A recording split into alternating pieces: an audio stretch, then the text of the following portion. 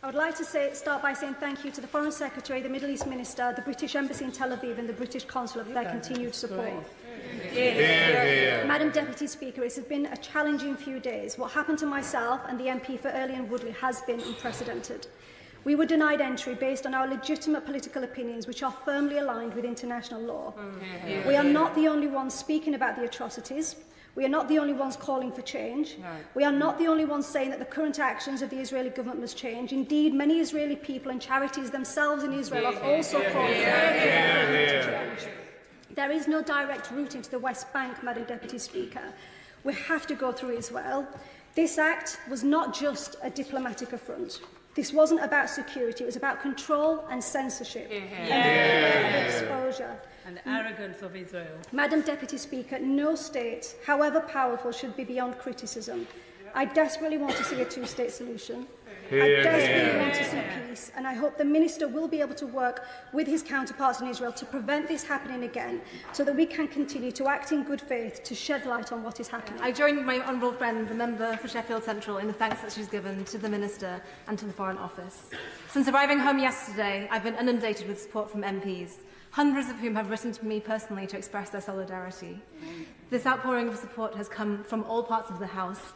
It has united us as British parliamentarians who stand together against this unprecedented treatment of our fellow MPs. And since I came to this place, the war in Gaza and the violence in the West Bank has remained one of the top issues my constituents write to me about. Residents have shared with me their longing for peace, and it was on their behalf that I joined this delegation. As a former journalist, I understand deeply the significance of bearing witness. I also understand the risks it entails. Many Palestinian journalists have paid this price with their lives. Before going to the West Bank, I understood the risks of travelling to a region where violence is all too common. I did not, however, anticipate the risks of detention and deportation from a British ally. Now, as an MP, it is the honour of my life to bear witness on behalf of my constituents. My only regret is that I was not able to do so on this trip. So far in this Parliament, the conflict in Gaza has been referenced over 1,000 times by British MPs, and I have made 5 of those references in this chamber.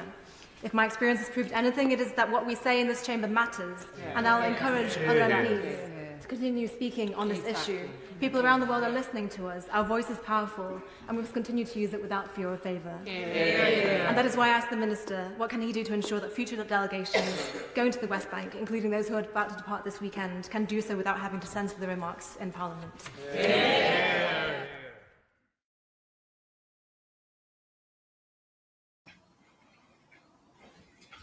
You couldn't make it up. Both these two, dual passports, not born in England. They're only in the job because of DEI, diversity, women, ethnic minority, gets them a pass in.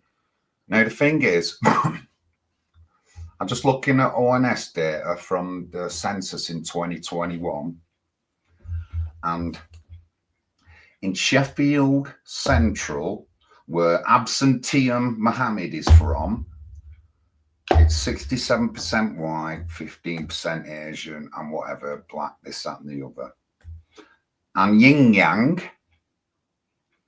population 69.5% white, 19.6%, and that is in Early and Woodley.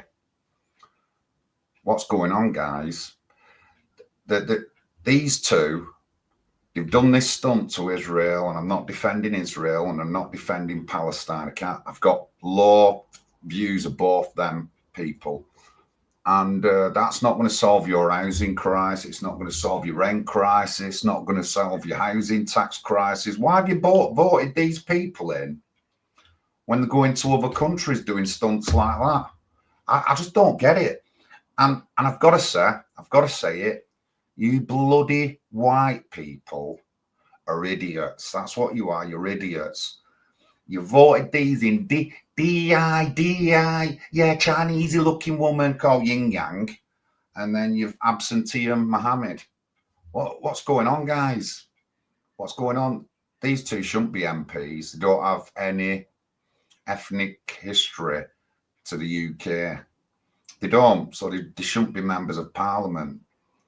They should only have one passport, a British one, and not another passport. We're just not having it. And I just can't stress how much the stunt these two did is not going to solve the housing crisis, not going to solve your council tax crisis, it's not going to solve your cost of living, it's not going to solve your power crisis. It's not going to solve anything that's going on here now. That's why we should be rid of any MP who hasn't got loyalty to England. John Lawrence, National Housing Party, you can sue me. Nasty, horrible DEI witches.